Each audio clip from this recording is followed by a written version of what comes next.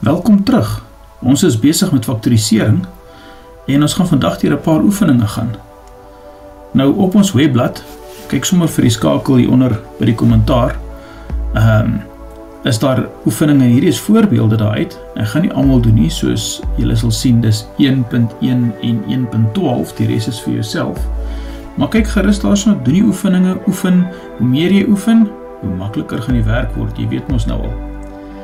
Nou, ons begin met die identifisering van die grootste gemeene deler. Dis 'n baie spesifieke tegniek, ons begin daarso, is gelukkig relatief maklik. Kom ons kyk na die eerste ene, dis oefening 1, nommer 1.1, en ons sien dis 3x plus 6. Daar is twee terme, 3x en 6. Nou, net die eerste term het 'n x, die tweede een het nie 'n x nie, met ander woorde, x is nie deel van die grootste gemeene deler nie. Wat oorbly is die 3 en die 6, en 3 gaan in 6 twee keer. So, 3 is 'n gemeenskaplike faktor. Dan kan ons dit uit die terme uithaal en hom skryf. In die hakies, onthou ons is nou eintlik besig met die omgekeerde van die distributiewe wet van vermenigvuldiging. In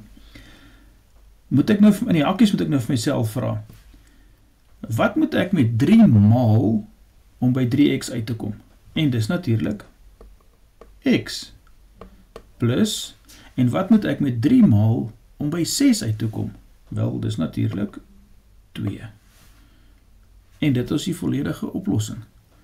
Dis regtig nogal maklik, moenie skrik vir faktorisering nie. Die volgende een het ons 3 terme. 3, 1, 2, 3. Nou ons sien dat die veranderlikes P, Q en R word nie gedeel nie. So weer eens, die veranderlikes is nie deel van die gemeenskaplike faktor nie. As ons dan kyk, 2 gaan in 4 in en dit gaan in 6 in.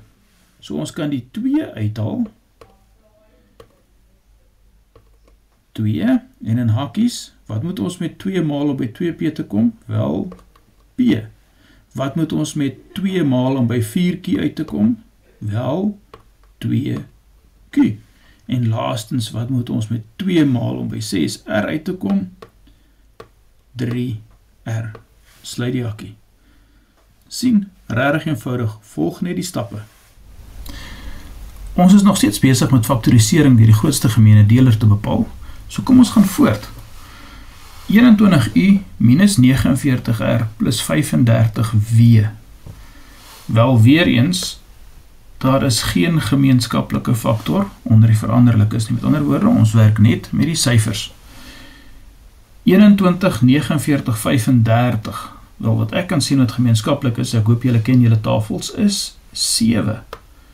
So ons kan 7 dadelik uithaal. Wat moet ek met 7 maal om 21u te kry? Wel, 3u. Wat moet ek met 7 maal om 49r te kry? 7r. En wat moet ek met 7 maal om 35w te kry? Wel, 5w. Die volgende een is bietjie moeiliker, want ons begin nou toch bietjie kyk na die veranderlikes. Miskien is dit dan nie regtig moeiliker nie. Kom ons kyk gou-gou. 2 terme, beide het P en Q, sowel as 32 en 4. Nou 4 gaan in 32 in 8 keer, so ons kan 4 as 'n gemeenskaplike faktor uithaal, en die hoogste eksponent van die veranderlikes is in elke geval P is 1 en Q is ook 1. So die hoogste gemeenskaplike faktor vir hulle kan ons uithaal elke keer, dan word die gemeenskaplike vormfaktor vir beide terme 4pq. In hakies, wat moet ek met 4pq maal om terug te kom by 32p kwadraat q? Wel, dit lyk vir my na 8p. Net so, wat moet ek met 4pq maal om terug te kom by 4pq kwadraat? Onthou die minus 4pq wat bly oor is die q. Duidelik, nie so moeilik nie. Wel, in hierdie geval, 15m kwadraat n kwadraat plus 4m tot die mag 3 n tot die mag 3, sien ons dat die syfers het hierdie keer nie 'n gemeenskaplike faktor nie. Nie 4 of 2, wat ook 'n faktor van 4 is, kan in 15 ingaan nie. Met ander woorde, die syfers speel hierdie keer nie 'n rol nie. Wat ons wel sien is, m kwadraat n kwadraat is 'n faktor van m tot die mag 3 n tot die mag 3. Kom ons kyk gou daarna. M kwadraat n kwadraat, ons maak ons jakkies. Wat moet ek met m kwadraat n kwadraat maal om by 15m kwadraat n kwadraat uit te kom? Wel, 15. Plus 4, wat bly oor? M tot die mag 3 minus m tot die mag 2 geef ons m tot die mag 1 en net so n tot die mag 1. En dit is ons volledige faktorisering. Weereens nie so moeilik nie. Soms moet ons net eers 'n paar bewerkings doen voordat jy kan faktoriseer, soos in hierdie geval. Ons sien, daar is 2 terme en die tweede term kan ons beslis vereenvoudig deur net die 6m kwadraat n kwadraat in te maal, die distributiewe wet van vermenigvuldiging. Kom ons doen dit gou-gou. Ons kan die m tot die mag 3 n tot die mag 2 net oordra, plus 6m kwadraat n kwadraat maal met 8m geef ons 48m tot die mag 3 n kwadraat, en die 6m kwadraat n kwadraat maal met n geef vir ons 6m kwadraat n tot die mag 3. Nou as ons nou vinnig kyk, dan gaan ons sien dat die laagste, in hierdie geval die laagste, want dit sal vir ons die grootste gemeene deler gee, die laagste eksponent van m is 2, en die laagste eksponent van n is ook 2. Met ander woorde, dit gee vir ons die grootste gemeene deler. M tot die mag 2, n tot die mag 2, ons begin met die hakies. Wat moet ek met m tot die mag 2, n tot die mag 2 maal om by m tot die mag 3, n tot die mag 2 uit te kom? Wel, m, dis wat oorbly. Plus 48, wat moet ek nou weer 'n keer maal om by m tot die mag 3, n tot die mag 2 uit te kom?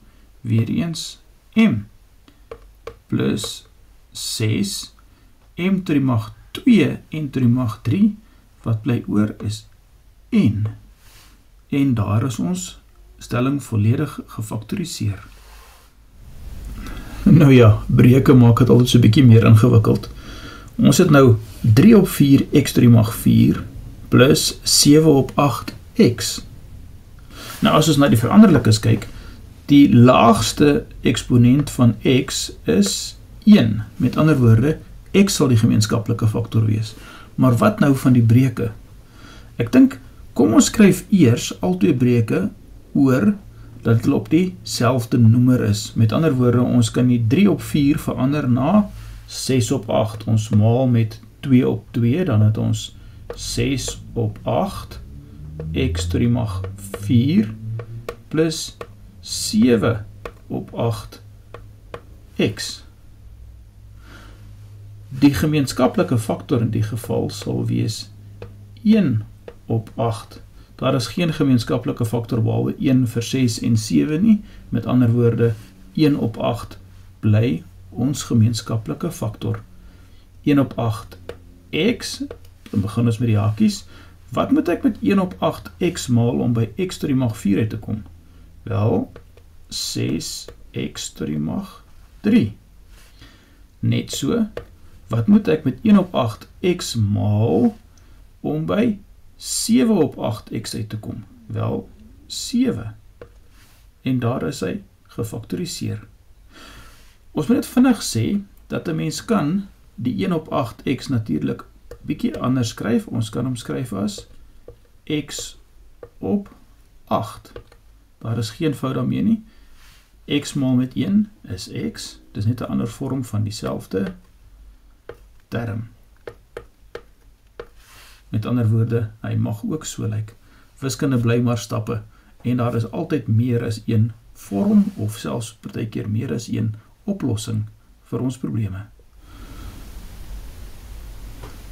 In hierdie voorbeeld werk dinge so bietjie anderster, want wat ons sien wat gemeenskaplik is die hele hakkie. Nou, dit maak dit nog steeds 'n gemeenskaplike faktor. Met ander woorde, ons kan hom uithaal. X minus 4. Begin weer die hakkie. Wat bly oor?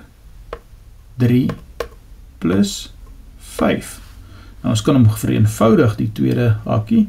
Dan kry ons x minus 4.